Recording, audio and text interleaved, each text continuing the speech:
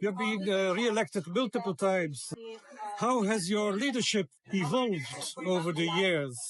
Okay, I think it's important that I've never seen my election as an individual rather than first being a privilege. Secondly, I've always seen that if we are to succeed, we needed as a union to champion collective leadership, but not just collective leadership as a team that is elected, but to root our leadership into the members of the union and work on the basis of mandate and accountability, because the union is a democratically worker-controlled union, and that's what we strive all the time to continue to achieve. So you're carried by the union.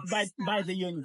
And therefore, achievements we have secured are as a result of us taking mandate from workers, working with workers, taking compromises, because a trade union can be militant, but the nature of representing workers is the whole question of negotiation. In many cases, it is give than to take. NUMSA has been one of the most militant trade unions in South Africa. How do you balance worker demands with the broader political and economical realities of your country? Well, I must say that we are one of the few unions whose political posture is political and ideological. In that, as a union, we're a Marxist-inspired trade union. We are a union that calls on workers to set aside prejudice and unite. Our vision is seeks to end economic exploitation of workers. We believe this can only happen under the leadership of the working class. And therefore, to unite workers, to raise their levels of consciousness is a fundamental issue. To take the struggle against super exploitation is a necessary call and a necessary response for us, because as you would know, right back from the Union of 1910 between English and Afrikaner capital, the South African capitalist system was based on super exploitation of black and African labor, because the agenda was that black people should not be part of owning and controlling the economy. And that's a struggle that we must still win. South Africa's economy has faced challenges with deindustrialization now. And it is rising unemployment and inequality. Well, we know why. The ANC, in our view, as a liberation movement we grew up under, have messed up in the negotiated process of the transition of South Africa. And we think it has given up on two things. First, it secured a negotiated settlement, which was very bad for the liberation vision, in that it secured political power without economic power. Secondly, it protected this negotiated settlement by a bourgeois constitution, which basically in it had Section 25C, where it is misleading. It creates an impression that the state can expropriate property. But if you read very carefully that bourgeois constitution, is that you can expropriate, but you would have to replace value by value.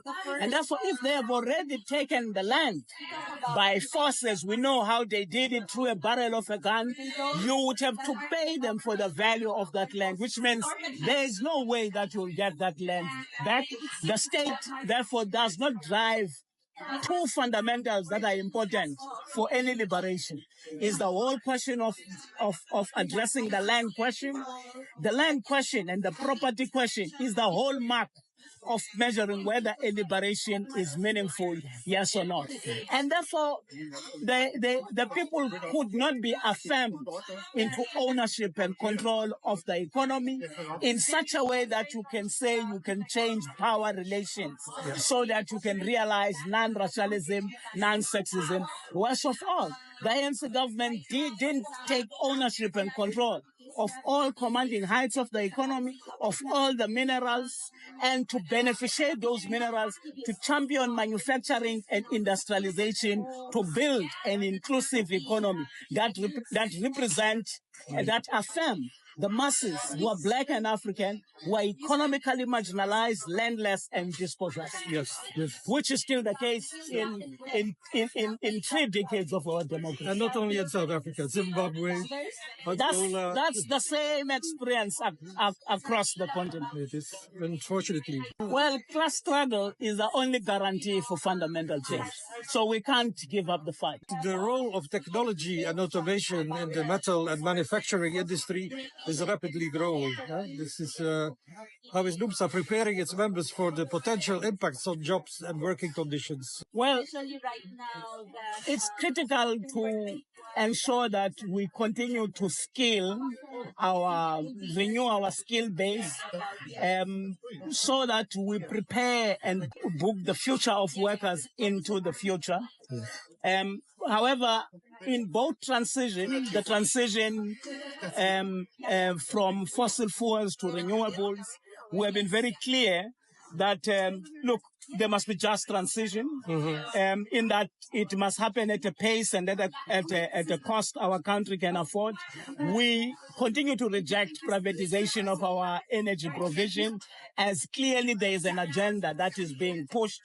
We firmly believe that there must be a socially owned renewable sector where, for instance, in our case, where a utility like Eskom must be the one that get allocated the majority of the renewables. That's the only safety valve you can have to ensure that electricity continues to be decommodified. Yes. It continues, you can guarantee a competitive electricity tariff. Secondly, as a sovereign country, any country must have a right to decide what energy mix that you need for your power, your economy, and to power your community. NUMSA has been involved in several legal battles, including its